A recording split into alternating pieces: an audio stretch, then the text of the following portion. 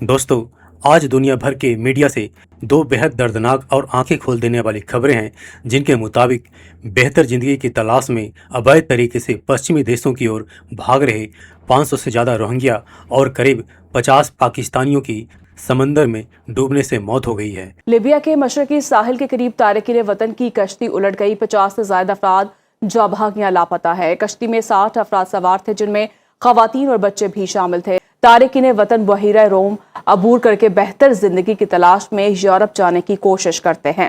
Myanmar के साहिल के करीब 2 कश्तियां डूबने से 500 अफराद की हलाकत का खदशा बना, जिनमें ज्यादातर रोहिंग्या पनाहगज़ीन सवार थे। एक कश्ती में 250 जबकि दूसरे में 280 अफराद सवार थे। अब सवाल यह है कि अगर पश्चिमी देश इतने ही बुरे हैं तो आखिर हर जोखिम उठा करके लोग वहीं जाना क्यों चाहते हैं।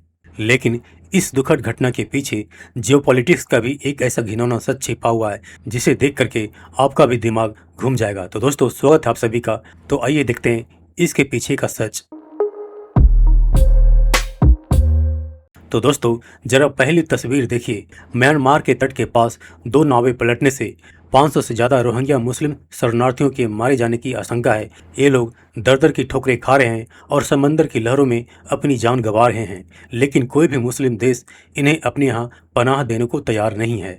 जैसा कि आप जानते हैं, दुनिया भर में रोहिंग्या की समर्थन की बातें तो खूब होती है, खासतौर से मुस्लिम देशों से, लेकिन जब उन्हें अस्थायी तौर पर बसाने की बात आती है तो ज़्यादातर मुस्लिम देश पीछे हट जाते हैं। और यहाँ तक कि हमारा पड़ोसी मुल्क पाकिस्तान भी नहीं, जिसने पूरी दुनिया के मुसलमानों का ठेका ले रखा है।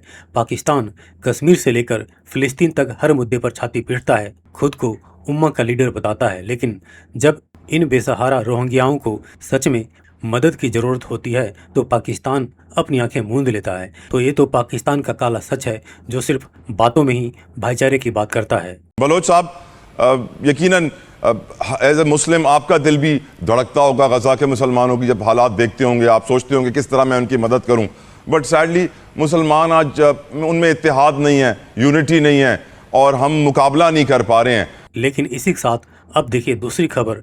लीबिया के तट के पास यूरोप जाने की कोशिश कर रहे लगभग 50 पाकिस्तानियों की नाव डूबने से मौत हो गई।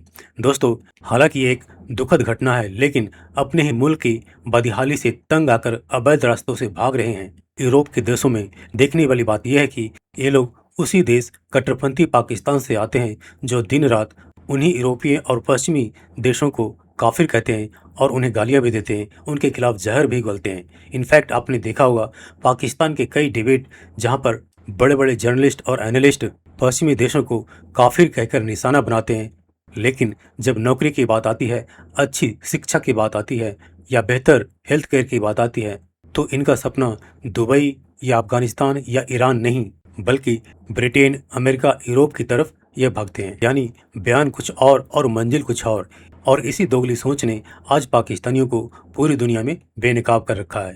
तो दोस्तों, इतने सारे रोहिंग्याओं और पाकिस्तानियों की इस दुखद भरी मौत और पाकिस्तान के इस अजीबोगरीब डबल स्टैंडर्ड पर आपको क्या लगता है? आप मुझे कमेंट्स में अपनी राय जरूर बताएं। तो दोस्तों, मिलते हैं इसी के साथ नेक्स्ट वीडियो में। जय हिंद।